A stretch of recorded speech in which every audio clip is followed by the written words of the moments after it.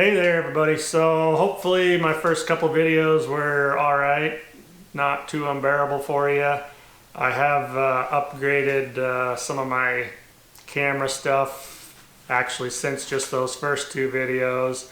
So hopefully the quality gets a little better. I'm getting a little more familiar with the whole editing software, and I do have a ton of footage from the last couple weeks here. Just got to get it condensed down and made into some watchable videos, but we haven't had a lot of off time around the farm, even with this whole virus thing going around. Farmers are basically doing social distancing year round, so not a lot has changed for us going through this whole thing. The work, you're still slamming 50, 60 hour weeks.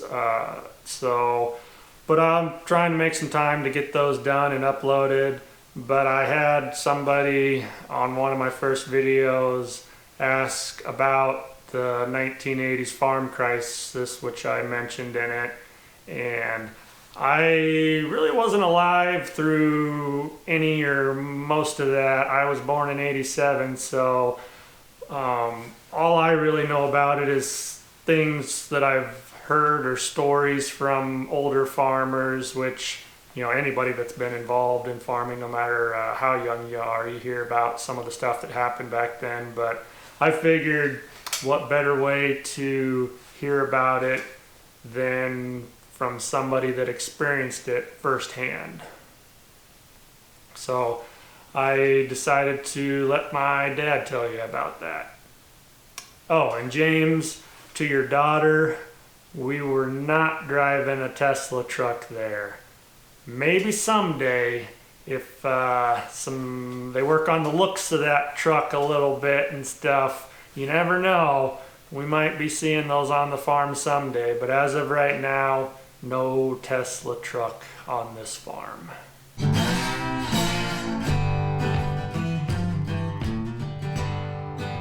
We started farming in 1974. Grain prices back then were in middle to late 70s, were almost where they are now. What, in your opinion, like what caused the crash in the 80s? Yeah. Well, part of the problem was Jimmy Carter, President Carter, did an embargo with Russia, so we didn't have any place to sell our grain.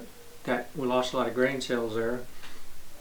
Interest rates kept going up and up and up in the teens. Compared to where were they before? 5, 6, 7% like they are now. Uh-huh. They went up to 16, 18, 20% interest rate. And people couldn't, the interest rates just got too high, and then the value of land literally crashed.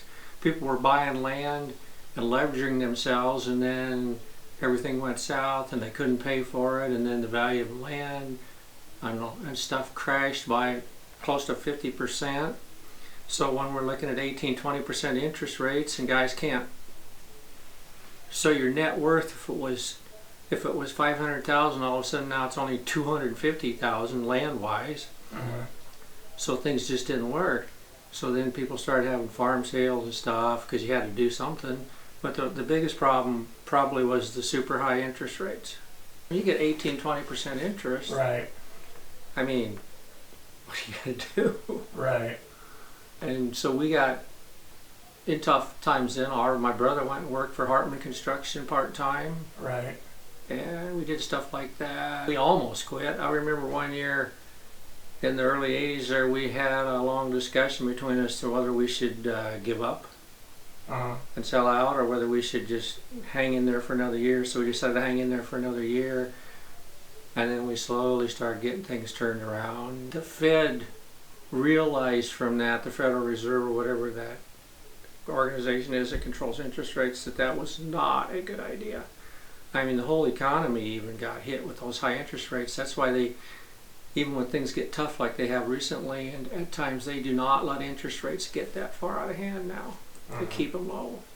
Well, grain prices were like, close to where they are now, and then once we got into the 80s, and somewhere in there, corn was like $1.75, beans were like $3.50, $4. Mm-hmm. You know, so low grain prices didn't help matters either. Inputs were way cheaper then. Right. I mean, anhydrous was like 12 cents a pound for anhydrous fertilizer per pound of nitrogen. Now it's what, 35 or 40? We had a farm we were trying to buy a share of, and we just walked away from it. And the guy that was the other guy, he stuck in there and managed to make it work. We had some land way down by Sterling, Nebraska that we had inherited, and we sold that, and we had to do stuff like that. Refinance, we went to FHA and borrowed money through FHA, got cheap interest, and a lot of farmers went broke then. Right. A lot of them. You guys were close. We were close. But now, and farmers learned from that, I think, those of us that are still around, to not leverage ourselves so far debt-wise. That was part of the problem. Everything was going great and people had a lot of debt. They allowed themselves to accumulate too much debt. In the middle to late 70s, they were buying land. You know, you'd buy land, put a little money down, then you'd buy some more land, put a little money down. Well, when the value of land fell virtually in half, it just don't work. Corn should have never went to $7. It was the worst thing. $5 or so, and it should have stopped there. Because inputs followed it up, and they have never come all the way back down where they should. Right. So our net margin isn't a whole lot better now at the prices we have now than it was when corn was $1.75 or $2. Oh, and I would greatly appreciate it if y'all like the videos, give them a thumbs up, and even subscribe. That would be awesome. I would very, very much appreciate it. Y'all have a good day.